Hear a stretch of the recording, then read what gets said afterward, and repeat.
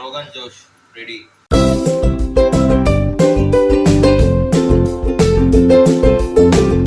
Hello everyone, ఈరోజు Rogan జోష్ చేసుకుందాం.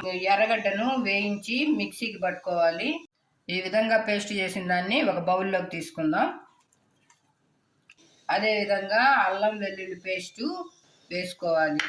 అదేవిధంగా 2 చిన్న టమాటాలు మీడియం సైజు 2 తీసుకొని దాన్ని ఉడికించి మిక్సీ జార్లో పేస్ట్ చేసి పక్కన పెట్టుకోవాలి. ప్యాన్ వేడి చేసుకొని నెయ్యి కొద్దిగా వేసుకోవాలి. అదేవిధంగా ఒక రౌండ్ ఆయిల్ వేసుకోవాలి. ఆయిల్ వేసుకున్న తర్వాత దానిలో పట్ట, లవంగ, జాపత్రి, బీరంజాకు, యాలక్కాయలు వేసుకొని తిరగమాత చేసుకోవాలి. తిరగమాత చేసుకొని అందులో కరివేపాకు వేసుకోవాలి.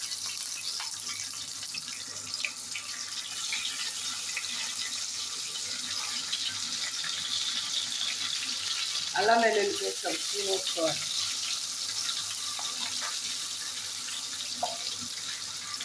ఫ్రై చేసుకోవాలి.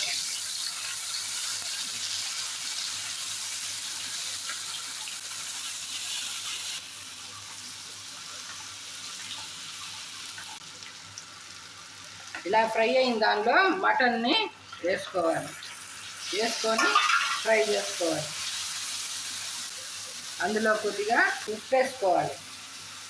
అదేవిధంగా కొద్దిగా పసుపు పొడి వేసుకోవాలి.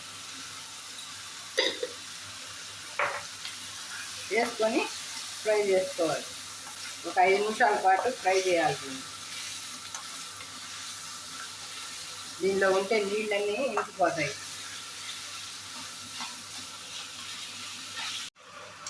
ఈ విధంగా వేగిన తర్వాత అందులోకి పెరుగు 1/4 కప్పు వేసుకోవాలి.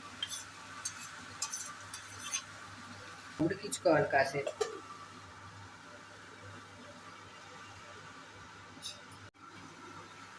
అందులో 1 స్పూను ధనియాల పొడి వేసుకోవాలి.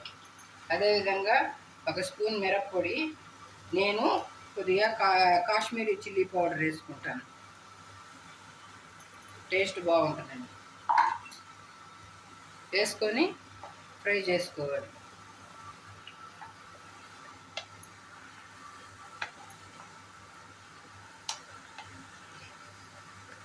ఇలా కాసేపు ఉడికించుకున్న తర్వాత ఈ ఆనియన్ పేస్ట్ని ఇందులో వేసుకోవాలి.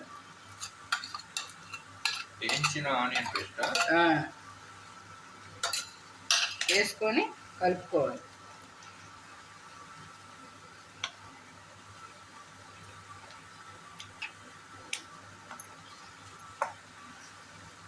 అదేవిధంగా టమాటో ప్యూరీని కూడా అందులో వేసుకోవాలి.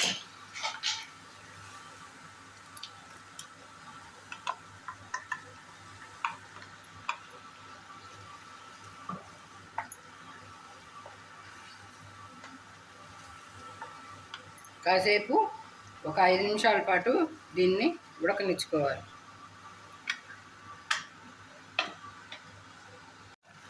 సన్నగా తరుక్కున్న అల్లం ముక్కల్ని వేసుకోవాలి. వేసుకొని కొద్దిగా నీళ్ళు పోసి 40 నిమిషాల పాటు ఉడికించుకోవాలి. ఈ నీళ్ళను పోసి 40 నిమిషాల పాటు ఉడికించుకొని దించుకోవాలి.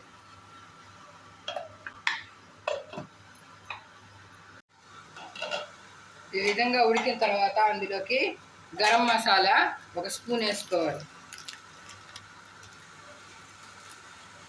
అదేవిధంగా కొత్తిమీర చల్లుకోవాలి.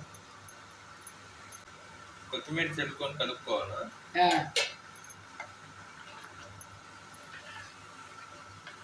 అంతే, ఎంతో రుచికరమైన రోగన్ జోష్ రెడీ. పుల్కాతో కానీ, చపాతీలు కానీ, జీరా రైస్తో కానీ తినొచ్చు.